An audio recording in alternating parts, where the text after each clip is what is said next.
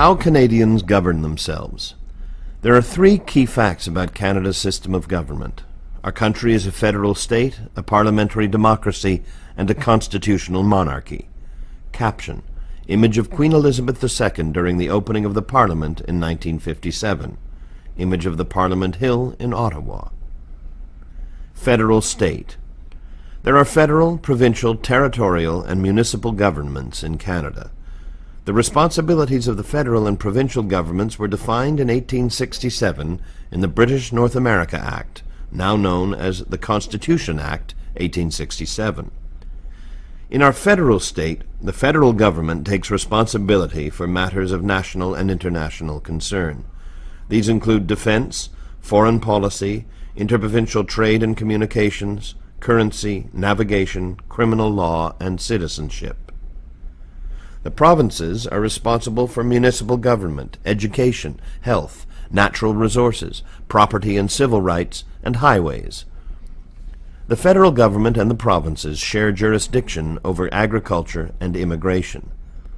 Federalism allows different provinces to adopt policies tailored to their own populations, and gives provinces the flexibility to experiment with new ideas and policies.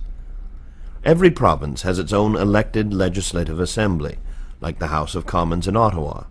The three northern territories, which have small populations, do not have the status of provinces, but their governments and assemblies carry out many of the same functions.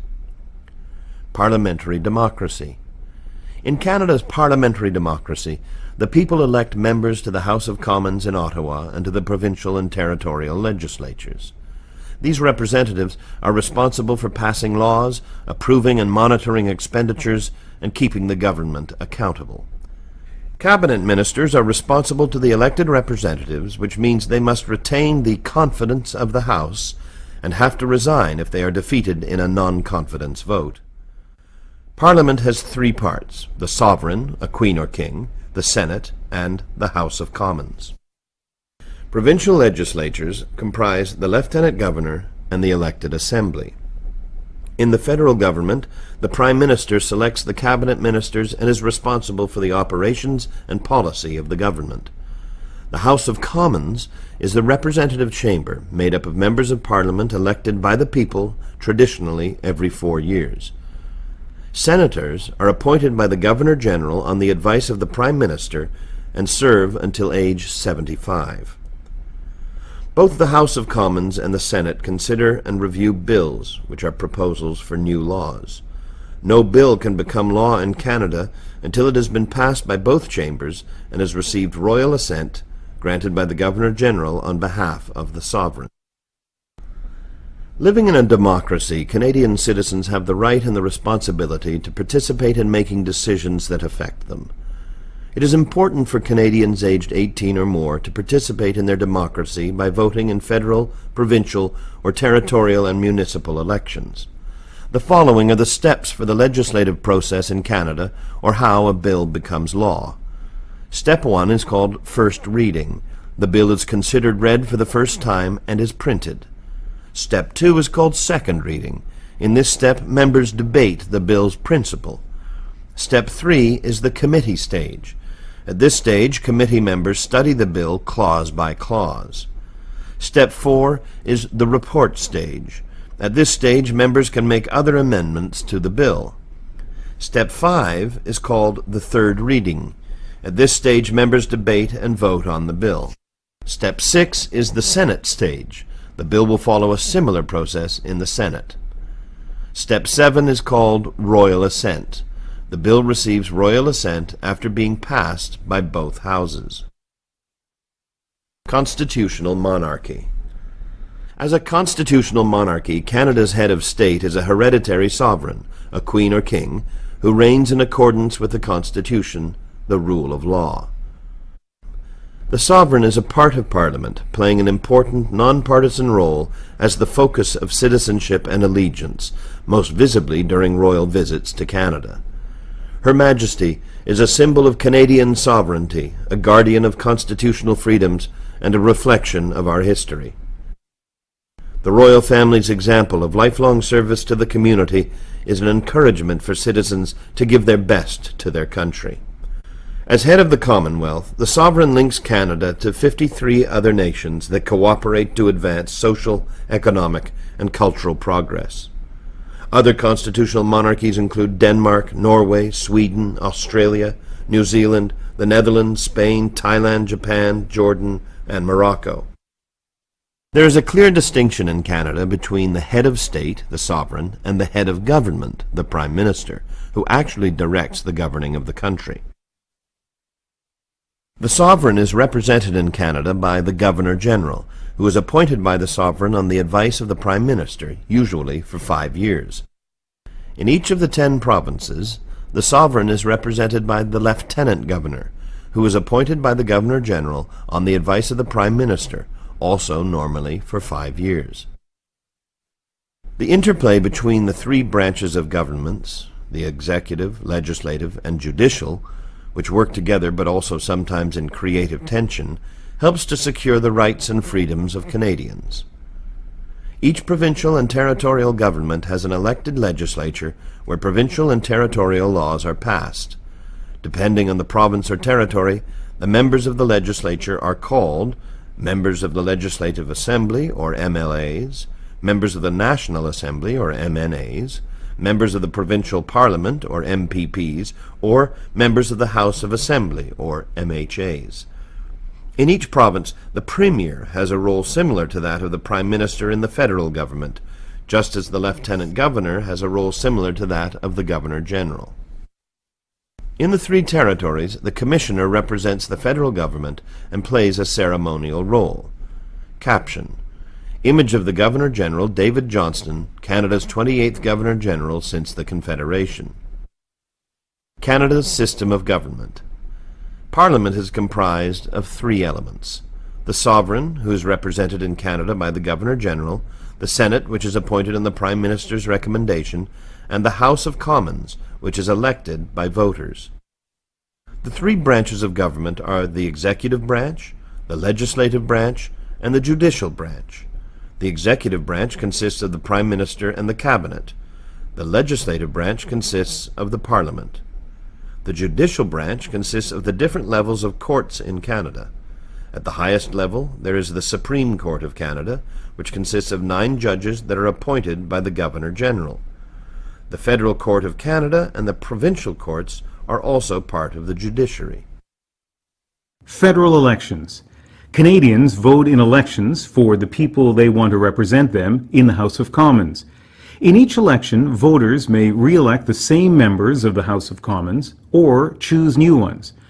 Members of the House of Commons are also known as Members of Parliament, or MPs. Under legislation passed by Parliament, federal elections must be held on the 3rd Monday in October every 4 years following the most recent general election. The Prime Minister may ask the Governor-General to call an earlier election. Canada is divided into 308 electoral districts, also known as ridings or constituencies. An electoral district is a geographical area represented by a Member of Parliament, or MP. The citizens in each electoral district elect one MP who sits in the House of Commons to represent them, as well as all Canadians. Canadian citizens who are 18 years old or older may run in a federal election. The people who run for office are called candidates. There can be many candidates in an electoral district. The people in each electoral district vote for the candidate and political party of their choice. The candidate who receives the most votes becomes the MP for that electoral district. Voting. One of the privileges of Canadian citizenship is the right to vote. You are eligible to vote in a federal election or cast a ballot in a federal referendum if you are a Canadian citizen and at least 18 years old on voting day and on the voters list. The voters list used during federal elections and referendums are produced from the National Register of Electors by a neutral agency of Parliament called Elections Canada. This is a permanent database of Canadian citizens 18 years of age or older who are qualified to vote in federal elections and referendums. Once an election has been called, Elections Canada mails a voter information card to each elector whose name is in the National Register of Electors. The card lists when and where you vote and the number to call if you require an interpreter or other special services. Even if you choose not to be listed in the National Register of Electors or do not receive a voter information card, you can still be added to the voters list at any time, including on Election Day. To vote either on Election Day or at advance polls, go to the polling station listed on your voter information card. Caption: Image of the House of Commons chamber. Secret ballot. Canadian law secures the right to a secret ballot. This means that no one can watch you vote, and no one should look at how you voted. You may choose to discuss how you voted with others, but no one, including family members, your employer, or union representative, has the right to insist that you tell them how you voted. Immediately after the polling stations close, election officers count the ballots, and the results are announced on radio and television and in the newspapers. After an election. Ordinarily, after an election, the leader of the political party with the most seats in the House of Commons is invited by the Governor-General to form the government. After being appointed by the Governor-General, the leader of this party becomes the Prime Minister. If the party in power holds at least half of the seats in the House of Commons, this is called a majority government. If the party in power holds less than half of the seats in the House of Commons, this is called a minority government. The Prime Minister and the party in power run the government as long as they have the support or confidence of the majority of the MPs. When the House of Commons votes on a major issue such as the budget, this is considered a matter of confidence. If a majority of the members of the House of Commons vote against a major government decision, the party in power is defeated, which usually results in the Prime Minister asking the Governor-General, on behalf of the sovereign, to call an election. The Prime Minister chooses the ministers of the Crown, most of them from among members of the House of Commons. Cabinet ministers are responsible for running the federal government departments. The Prime Minister and the Cabinet ministers are called the Cabinet, and they make important decisions about how the country is governed. They prepare the budget and propose most new laws. Their decisions can be questioned by all members of the House of Commons. The opposition party with the most members of the House of Commons is the official opposition, or Her Majesty's loyal opposition. The role of opposition parties is to peacefully oppose or try to improve government proposals. There are three major political parties currently represented in the House of Commons: the Conservative Party, Liberal Party, and New Democratic Party. Caption: Image of the House of Commons in session. Voting procedures during an election period. The following provides more information about voting in Canada. The voter information card. Electors whose information is in the National Register of Electors will receive a voter information card. This confirms that your name is on the voters list and states when and where you vote. If you do not receive a voter information card, call your local elections office to ensure that you are on the voters list. If you do not have the number, call Elections Canada in Ottawa at 1-800-463-6868. If you cannot or do not wish to vote on Election Day, you can vote at the advance polls or by special ballot. The dates and location are on your voter information card. On Election Day, go to your polling station. The location is on your voter information card. Bring this card and proof of your identity and address to the polling station. To mark your ballot, mark an X in the circle next to the name of the candidate of your choice. Your vote is secret. You will be invited to go behind the screen to mark your ballot. Once marked, fold it and present it to the poll officials. At the ballot box, the poll official will tear off the ballot number and give your ballot back to you to deposit in the ballot box. When the polls close, every ballot is counted and the results are made public. You can see the results on television or on the Elections Canada website, www.elections.ca. Other levels of government in Canada. Local or municipal government plays an important role in the lives of our citizens. Municipal governments usually have a council that passes laws, called bylaws, that affect only the local community. The council usually includes a mayor or a reeve and councillors or aldermen. Municipalities are normally responsible for urban or regional planning, streets and roads, sanitation such as garbage removal, snow removal, firefighting, ambulance, and other emergency services, recreation facilities, public transit, and some local health and social services. Most major urban centers have municipal police forces. Provincial, territorial, and municipal elections are held by secret ballot, but the rules are not the same as those for federal elections. It is important to find out the rules for voting in provincial, territorial, and local elections so that you can exercise your right to vote. The First Nations have band chiefs and councillors who have major responsibilities on First Nations reserves, including housing, schools, and other services. There is a number of provincial, regional, and national Aboriginal organizations that are a voice for First Nations, Métis, and Inuit people in their relationships with the federal, provincial, and territorial governments. The following information will help you understand the differences between federal, provincial, and territorial and municipal levels of government. At the federal government level, the elected officials are called Members of Parliament, or MPs.